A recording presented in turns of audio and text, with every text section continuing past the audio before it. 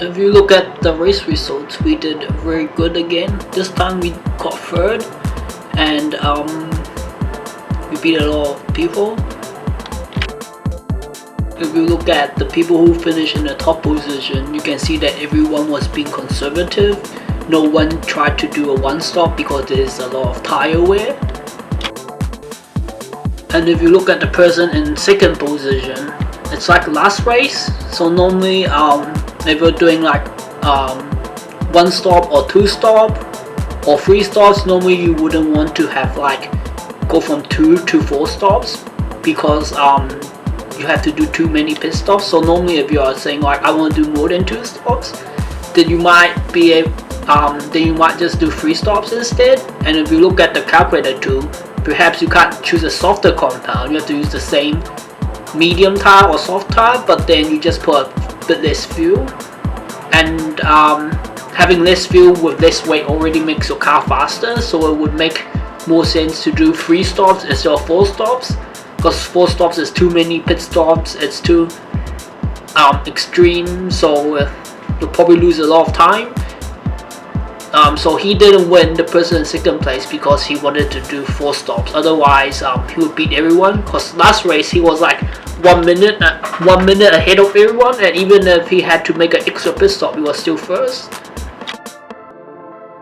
If you look at the qualifying results, there were quite a few people in the top position. We know this person he had an accident at start, so he couldn't finish.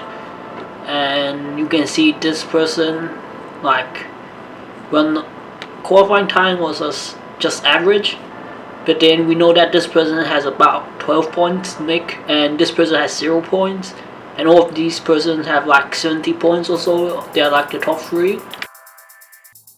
And if you look at the race results again, you can see one person, he had an accident at the start, and then this person didn't beat us. He had the same strategy, but yeah. Last race, I think his car was significantly faster than us, the Genkito person.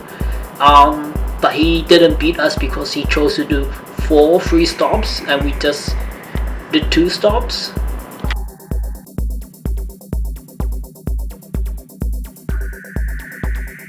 If you look at our driver's practice time, there's a driver mistake of 1.8 seconds, so he's not consistent enough. So next time I would just choose a driver with more concentration and experience, so we can have less driver mistake, more consistency. Talent, I don't think it matters all that much. It's his outright speed, but you have to be consistent and all of that before talent really makes any sense to have. But we are learning, so otherwise if we pick the driver of high talent next season, then we wouldn't have good performance, and we might be struggling to get the promotion to go from rookie to amateur class.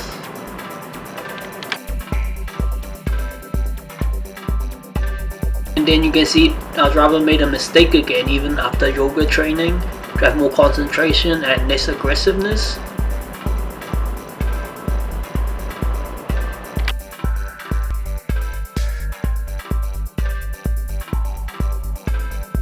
So if you look at the race replay, we know that my driver went off by himself, like just right there. And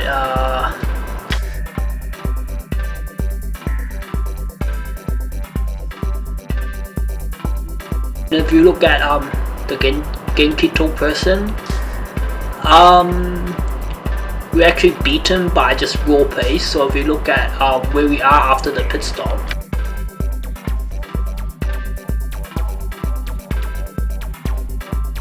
we were like we dropped to 6, but then we actually beat Genkito in a few laps.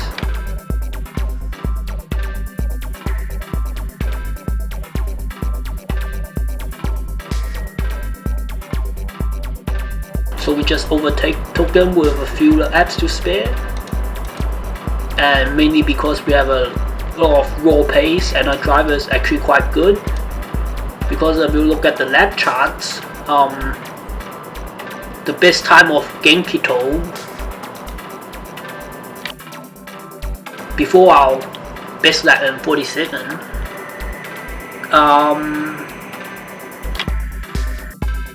But if you look at our best lap times, we have about similar lap times, 154 compared to Genkito. And if you look at the last lap, you can see we're about 1 second behind the top drivers, so that's quite good. The overall pace is quite good. I think we were able to beat Genkito because I think we had a similar car performance, but our driver was probably a bit better than his.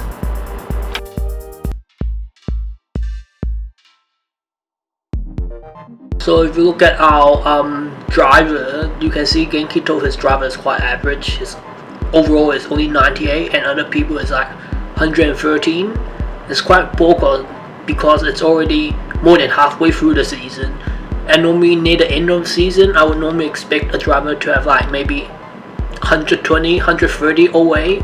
So all of these drivers here are quite average to poor, because with the entire season you should be able to build up like 120, 130 overall in the driver, unless you're saving money like mid-season because you don't want to train anymore because his stats are already there. Then yeah, if you look at Genkito's driver, he's like 73 kilograms and his car is probably faster than us, but he didn't beat us this race probably because our car performance are quite close, and he had 10 kilograms more. So even if he had better car, his driver was too heavy, and that's his main bottleneck, and he's not getting the raw performance because his driver is too heavy. Casey Leo has a good driver because he doesn't have much weight, and then Colin Mutter in first position, his driver is too heavy, like 78, but he's still doing good.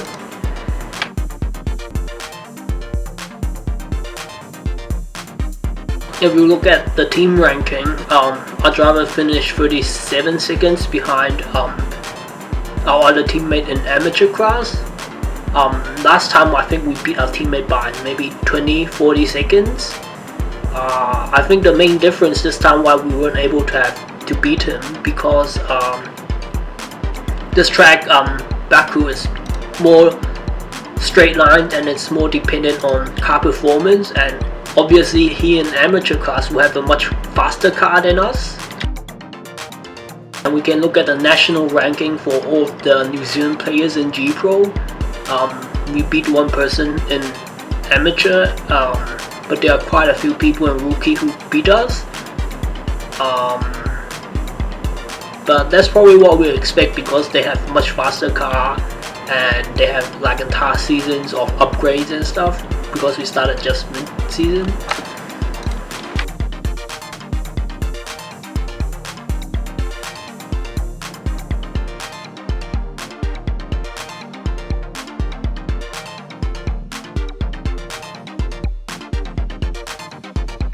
And for this race we actually increased our overtake and defend risk by 3 points, and we didn't make any mistakes during overtake or defending.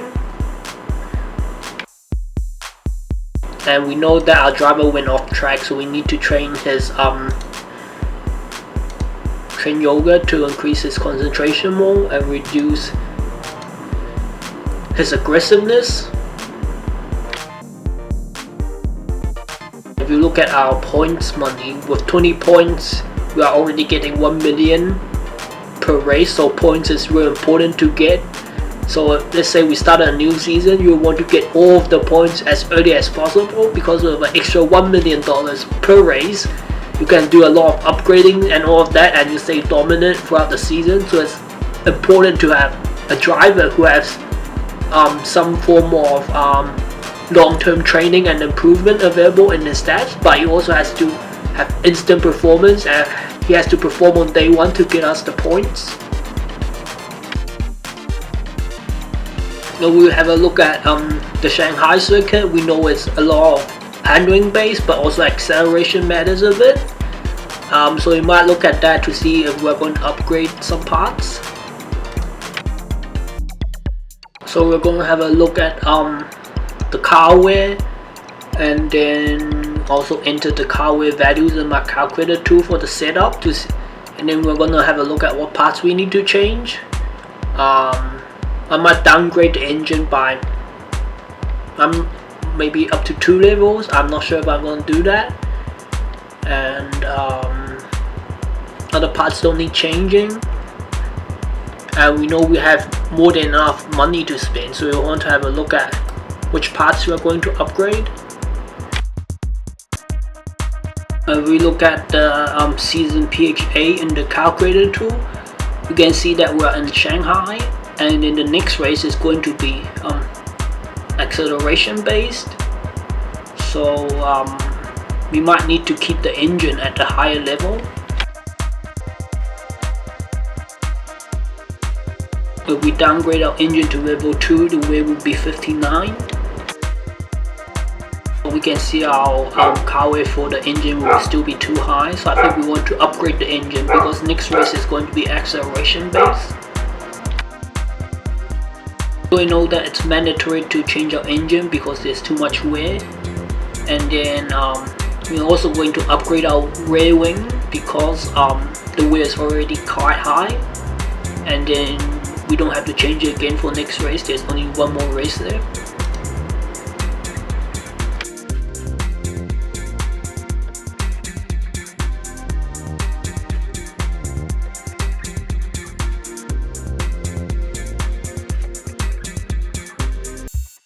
After the update, if you look at our car now, we have 3 bars of car level, and suddenly our car is very quick. Our car is like even quicker than Colin Motor in first position right now. I think they beat us last race because the driver is probably better overall, so that's why he's able to be 1 second faster than us.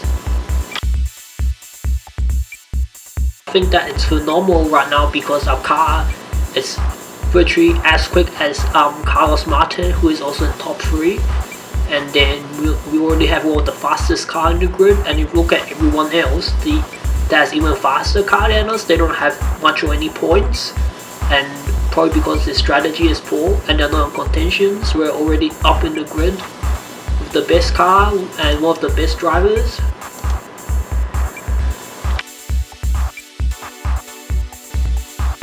If you have a look at the Shanghai circuit, we can see that overtaking is normal, and then there's some fuel consumption, but we know that these 2 signs is a good indicator that we should do the least amount of pit stops for our strategy. And then we have a look at the calculator, we can comfortably do 28 laps. But if you look at the race war cars, there's a high probability that it will rain beyond the 30-minute mark. But I still think potentially using like a 1-stop will be able to let us cover a huge amount of distance. And then but if you look at the race start, it's also raining, so I'm not sure if we want to pair with a 1-stop or 2-stop. If we look at one of the past race, we know that if there's 20 to 30% rain, it will be ideal to start the race on dry tires, and this time we only have 5 to 15%. I had a look at the past results, and then if you look at 40 to 50% chance of raining, I assume that it's about half to 2/3 is going to be wet laps, and we also entered the approximate lap time for wet and dry, and then we want to do about up to 45 minutes of dry laps. We know that we lose about 7 to 10 seconds on dry tires if the lap time is 2 minutes. but then I know that you can lose about up to 80 seconds before you start losing time, because it also takes it's also difficult to overtake. So we know that we can have we know that it needs to start raining before there's 8 laps complete, and we know that's like 15 minutes. So we know it has to stop raining within 15 minutes, otherwise we might lose time, and that's probably likely going to happen.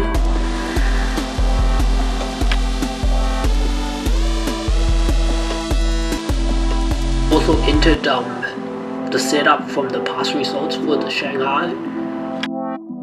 I'm going to use that to find the correct setup.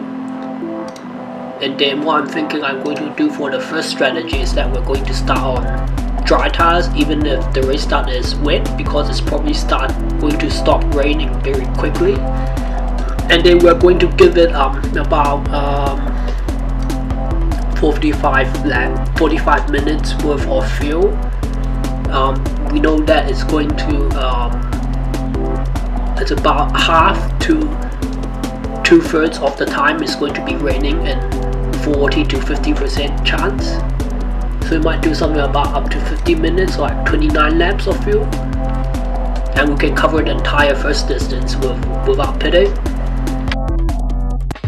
I've also entered all the fuel and tire wear values into the calculator tool for both wet and dry.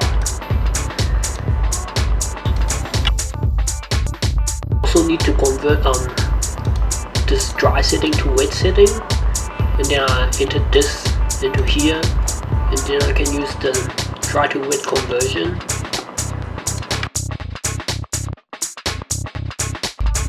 And then I entered these values, approximate the wet settings, and then we're going to find the happy range based on that. Then I just entered the values for the car setup.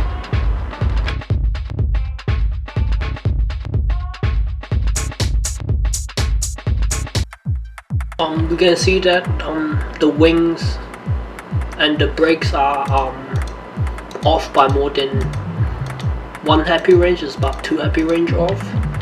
Anyway, enter the results again. I've already calculated, and then we can do the testing again. And I calculated the setup values again.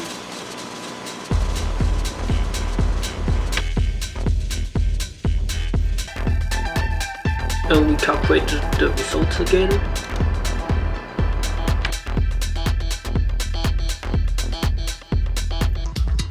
We know from the past setup our wing split is about 31.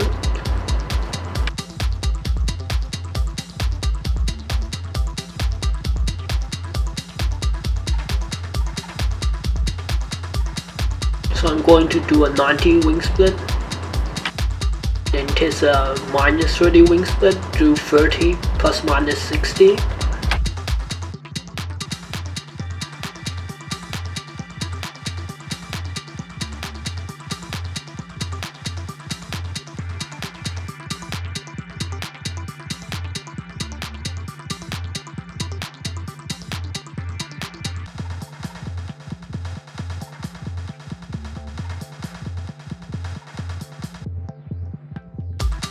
So we can see based off these two results, the wing split should be somewhat around 30. So I'm going to do about a 20 wing split, and that's somewhat in between these two.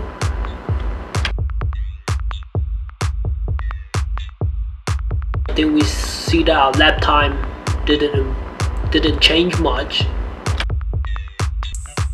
And then I'm going to try a minus 90 wing split.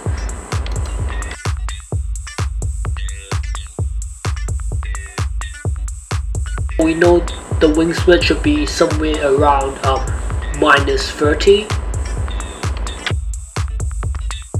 And we know the difference in wing split from this to this is about 50.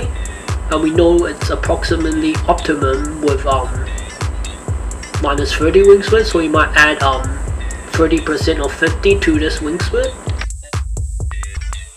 So I just calculated 30% of 50 is 15, and then we'll go add that to 30, so our wingspan should be around minus 15. And I entered all the results into the calculator tool. So I just calculated all the values, and I'm going to do Q1.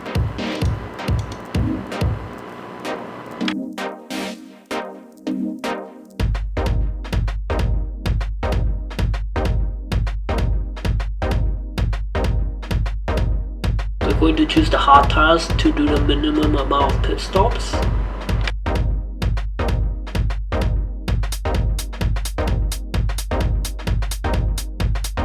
If we look at our Q1 time, there's 142 people who qualified, and we managed 29th position, and we're only 2.5 seconds slower than the fastest qualifier. So I think that's very good.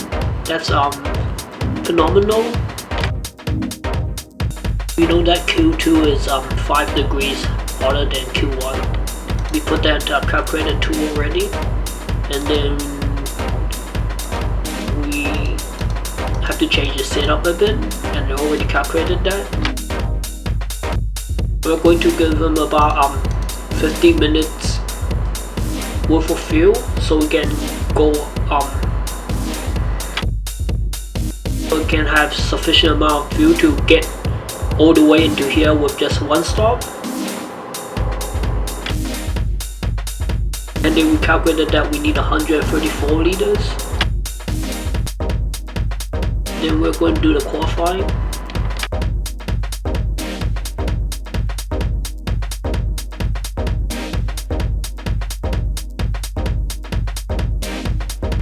We can see that we're about 5 seconds slower because we have a lot of fuel in Q2. I think other people may have a bit less fuel. We know the average race temperature is 28, and the difference between Q1 and race temperature is about 7. We entered that into the calculator tool. We know that the race lasts about 90 minutes from our calculator.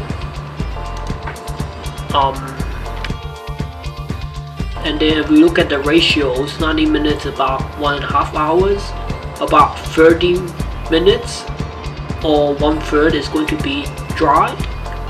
And then I'm thinking if I need to make the setup about slightly biased to dry, and then it'll be a bit more balanced so we can not lose that much time in the first stint.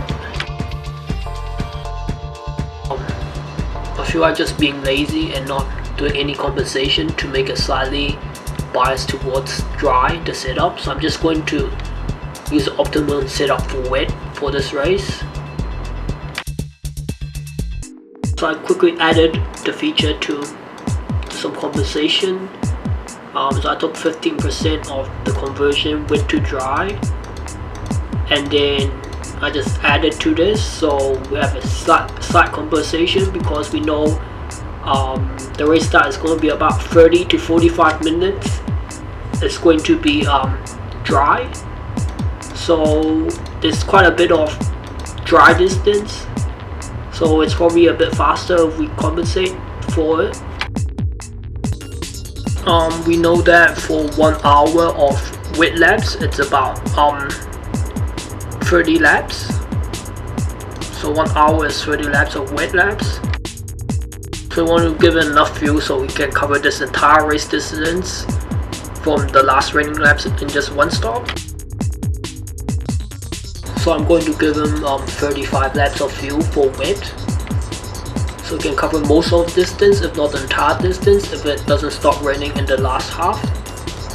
And 35 laps is about 17 minutes. And for the second stint, if it rained multiple times, I want him to cover 50 laps, maybe 55 laps, so maybe 26 laps, give him that much fuel.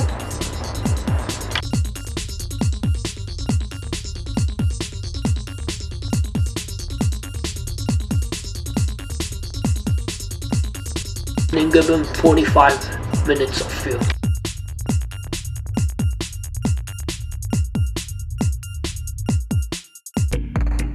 And then we set our fuel to do 35, 26 and 23 laps of wet, and we already entered it there. And then I just made a calculation so I can check to see how many dry laps I can complete.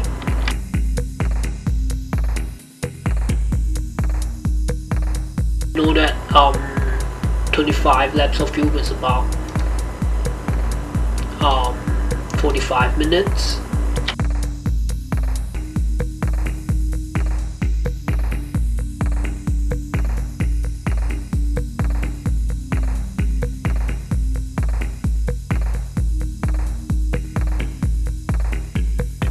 And we know that 1/3 of 60 minutes is about 20 minutes, and we know half of 16 minutes is about 30 minutes.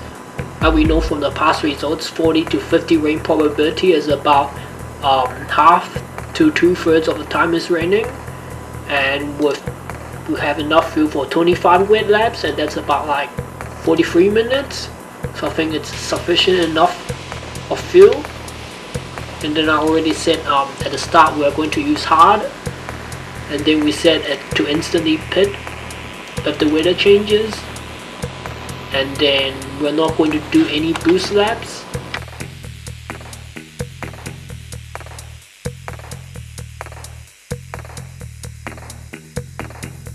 Also reduces risk setting at the start of the race because he's slow with the rain tires, with the hard tires on rain, so we don't want him to crash the car. Then we're going to subtract 5 from his risk setting because it's raining.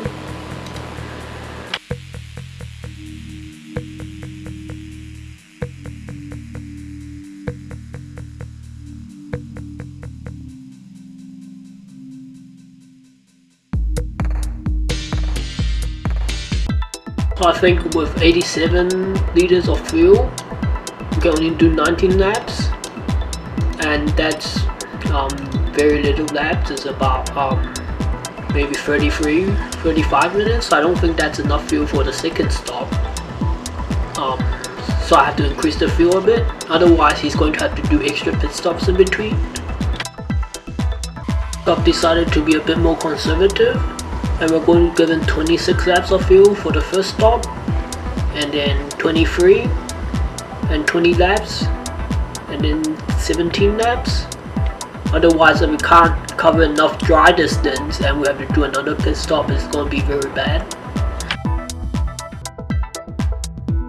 If you have a look at the calculator too, with the medium tires for 2 stop, we can only do about 23-24 laps.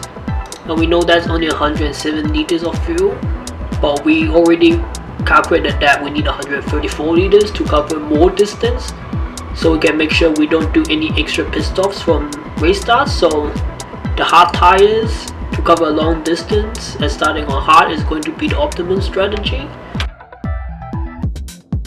So I think I've just finished doing the race setup, and we're being more generous in giving the car more fuel so it can do more laps and ensure we can cover the entire distance without having to do extra stops. Because I know from my past experience, whenever you have to do extra pit stops or pit with like only a few laps, then you lose a lot of time, and the amount of fuel and the extra weight doesn't really reduce your performance that much. And it's always most important to make sure you don't have to do extra pit stops. So that's why we are being more generous and giving it more fuel so it can last the entire distance. If you look at our season standings, we're in 8th position and we've gained a lot of points, and we'll potentially finish 6th or 5th in the final after 2 more races. And you can see Matty Noto, he hasn't raced in the past 2 races. He just stopped. I think mainly because he noticed he wouldn't be able to catch up to Leo and promote to amateur, and then probably also because we went in here and we also beat him a few races in a row. and then he's like, oh my god, I just got beaten by someone who joined this season, so he's so demotivated and he just wants to stop playing. Otherwise, I think because he found out that he wouldn't be able to promote, so there's not much meaning. There isn't any meaning to keep playing, so he wants to wait until next season.